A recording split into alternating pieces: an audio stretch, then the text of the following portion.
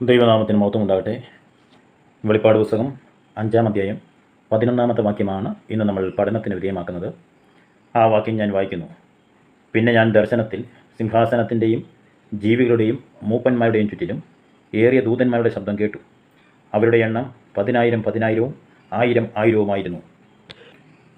ഈ വാക്യം ആരംഭിക്കുന്നത് പിന്നെ ഞാൻ ദർശനത്തിൽ എന്ന് പറഞ്ഞുകൊണ്ടാണ്. ഇത് ദർശനങ്ങളുടെ ഒരു പുസ്തകമാണ്. എന്താണ് ദർശനം എന്ന് പറയുന്നത്? ഉണർന്നിരിക്കുന്ന മനുഷ്യൻ്റെ മുമ്പിൽ ഏതെങ്കിലും രംഗമോ ചുറ്റുപാടുകളോ പ്രകൃത്യാതീതമായി ആവിഷ്കരിക്കപ്പെടുന്നതിനെയാണ് ദർശനം എന്ന് പറയുന്നത്. ബലയാമിൻ്റെ ഭാഷയിൽ പറഞ്ഞാൽ സർവശക്തൻ്റെ ദർശനം ദർശിക്കുന്നവനാണ് ദർശകൻ. ഇങ്ങനെ യോഹന്നാൻ അപ്പോസ്തലൻ ദർശനത്തിൽ സിംഹാസനത്തിൻ്റെയും ജീവികളുടെയും മൂപ്പന്മാരുടെയും ചുറ്റിലും ഏറിയ ദൂതന്മാരുടെ ശബ്ദം കേട്ടു, ഞാൻ കേട്ടു എന്ന് 44 പ്രാവശ്യവും ഞാൻ കണ്ടു എന്ന് 27 പ്രാവശ്യവും വെളിപ്പാട് പുസ്തകത്തിൽ രേഖപ്പെടുത്തിയിട്ടുണ്ട്. 4 ജീവികളും 24 മൂപ്പന്മാരും ദൂതന്മാരും ചേർന്ന് പാടുന്ന ശബ്ദമാണ് യോഹന്നാൻ കേട്ടത്. ദാനിയേൽ 7:10, വെളിപ്പാട് 4:8. ദൂതന്മാർ എന്നുള്ളതാണ് അടുത്ത് നമ്മൾ കാണുന്നത്. ദൂതന്മാരുടെ സൃഷ്ടിയും കാലവും അജ്ഞാതമാണ് എങ്കിലും ഭൂമിയെ ദൈവം സൃഷ്ടിക്കുന്നതിന് മുമ്പേ തന്നെ ദൂതന്മാരെ സൃഷ്ടിച്ചു. ഇയ്യോബ് 38:4 മുതൽ 7 വരെയുള്ള വാക്യങ്ങൾ. ദൂതന്മാർ ദൈവത്തിൻ്റെ സൃഷ്ടി തന്നെയാണ്. കൊലോസി ലേഖനം 1:16.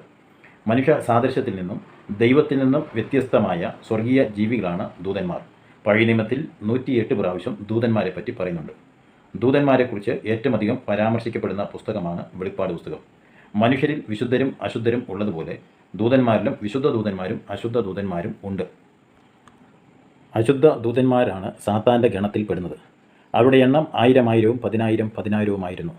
മനുഷ്യർക്കുള്ളതുപോലെ ദൂതന്മാർക്ക് പ്രത്യുൽപാദനം ഇല്ല. മത്തായി 22:28 തൊട്ട് 30 വരെയുള്ള വാക്യങ്ങൾ. തന്മുഖാന്തരം ദൂതന്മാരുടെ എണ്ണത്തിൽ കൂടുകയോ കുറയുകയോ ചെയ്യുന്നില്ല. സങ്കീർത്തനം 68:17 ദൈവത്തിൻ്റെ രഥം 1000 1000-ഉം കോടി കോടിയുമാകുന്നു. ദൂതന്മാരുടെ എണ്ണം അസംഖ്യമാണ്. വ്യത്യസ്തമായ ദൂതന്മാരെ നമുക്ക് ബൈബിളിൽ കാണുവാനായിട്ട് സാധിക്കുന്നു. അവരുടെ ശുശ്രൂഷകളും അല്ലെങ്കിൽ ജോലികളും വ്യത്യാസമാണ്. തുടർന്ന് നമുക്ക് വിവിധ തരത്തിലുള്ള ദൂതന്മാരെക്കുറിച്ചും അതോടൊപ്പം തന്നെ ദൂതന്മാരുടെ പ്രവൃത്തികളെക്കുറിച്ചും ചിന്തിക്കാം. അതിൽ വിവിധ തരത്തിലുള്ള ദൂതഗണങ്ങൾ. 1 സെറാഫുകൾ, യെശയ്യാവ് 6:1 തൊട്ട് 6 വരെയുള്ള വാക്യങ്ങൾ. 2 കെരൂബുകൾ, മറയ്ക്കുക സൂക്ഷിക്കുക എന്നൊക്കെയാണ് അർത്ഥം. 3 4 ജീവികൾ, വെളിപ്പാട് 4:6 തൊട്ട് 8 വരെയുള്ള വാക്യങ്ങൾ. യഹോവയുടെ സൈന്യം എന്നും ഇവർ വിളിക്കാം. അടുത്തത് 4 മീഖായേൽ. ഈ ദൂതനെക്കുറിച്ച് 5 ബൈബിളിൽ പരാമർശിച്ചിട്ടുണ്ട്. ദാനിയേൽ 10:13 21 വാക്യങ്ങൾ, 12:1, യൂദ 9-ാമത്തെ വാക്യം, വെളിപ്പാട് 12:7, 1 തെസ്സലോനിക്കർ 4:16. 5 ഗബ്രിയേൽ. ദാനിയേൽ 8:15 തൊട്ട് 27 വരെ, 9:20 തൊട്ട് 27 വരെ, ലൂക്കോസ് 1:11, ലൂക്കോസ് 1:26 തൊട്ട് 33 വരെയുള്ള വാക്യങ്ങൾ.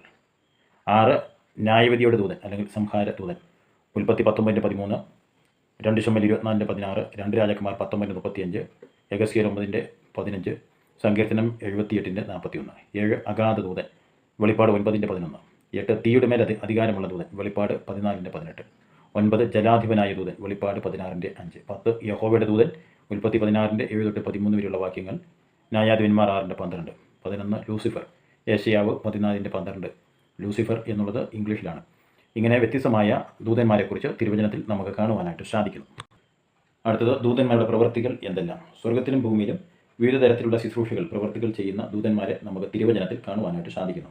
1 അവർ ദൈവത്തെ ആരാധിക്കുന്നു. യെശയ്യാവ് 6:1 തൊട്ട് 6 വരെയും, വെളിപ്പാട് 5:11 12 വാക്യങ്ങൾ, 8:34. ഈ വാക്യങ്ങളിൽ ദൂതന്മാർ ദൈവത്തെ ആരാധിക്കുന്നതായി നമുക്ക് കാണുന്നു. 2 ദൂതന്മാർ ദൈവകൽപ്പന അനുസരിക്കുന്നു. ഉൽപ്പത്തി 16:7, സങ്കീർത്തനം 103:29, 104:4, വെളിപ്പാട് പുസ്തകം 22-ലൊക്കെ ദൈവകൽപ്പന അനുസരിക്കുന്ന ദൂതന്മാരെ നമ്മൾ കാണുന്നു. 3 ദൈവജനത്തെ കാത്തു സൂക്ഷിക്കുന്ന ദൂതന്മാർ. സങ്കീർത്തനം 34:7, സങ്കീർത്തനം 91:11, അപ്പോസ്തല പ്രവൃത്തികൾ 27:23, എബ്രായർ 1:14. ഈ വാക്യങ്ങളിൽ ദൈവജനത്തെ കാത്തു സൂക്ഷിക്കുന്ന ദൂതന്മാരെക്കുറിച്ചുള്ള വിശാലമായ വിവരണങ്ങൾ നമ്മൾ കാണുന്നു. 4 ന്യായവിധി നടത്തുന്ന ദൂതന്മാർ. സംഖ്യ 22:22, അപ്പോസ്തല പ്രവൃത്തികൾ 12:23, മത്തായി 13:41. 5 ദൈവമക്കളെ ആത്മാക്കളെ സ്വർഗത്തിലേക്ക് എത്തിക്കുന്ന ദൂതൻ. ലൂക്കോസ് 16:22. 6 കർത്താവിൻ്റെ 2ാം വരവിൽ ഉണ്ടായിരിക്കുന്ന ദൂതന്മാർ. മത്തായി 25:31, 2 തെസ്സലോനിക്കർ 1:7-8 വാക്യങ്ങൾ, 1 തെസ്സലോനി 4:16. 7 ദൈവത്തിൻ്റെ സന്ദേശം എത്തിക്കുന്ന ദൂതന്മാർ. സങ്കീർത്തനം 103:20. 8 സാത്താനെയും അവൻ്റെ സൈന്യത്തെയും എതിർക്കുന്ന ദൂതന്മാർ. ദാനിയേൽ 10:13, 21, 12:1 വാക്യങ്ങൾ. 9 ന്യായപ്രമാണം ദൂതൻ മുഖാന്തരം മധ്യസ്ഥനെ ഏൽപ്പിച്ചിരുന്നു. ഗലാത്യർ 3:9, അപ്പോസ്തല പ്രവൃത്തികൾ 7:53. 10 ഭൂമിയുടെ 4 കോണിൽ നിന്ന് വിശുദ്ധന്മാരെ കൂട്ടിച്ചേർക്കുന്ന ദൂതന്മാർ. മത്തായി സുവിശേഷം 24:31 വാക്യം. ഇങ്ങനെ ദൂതന്മാരുടെ വിവിധ തരത്തിലുള്ള പ്രവൃത്തികൾ നമുക്ക് തിരുവചനത്തിൽ കാണുവാനായിട്ട് സാധിക്കുന്നു. നാളെ നമുക്ക് വെളിപ്പാട് പുസ്തകം 5-ാം അധ്യായം 12-ാമത്തെ വാക്യം പഠനത്തിന് വിധേയമാക്കാം. ദൈവം നമ്മെ സഹായിക്കട്ടെ. താങ്ക്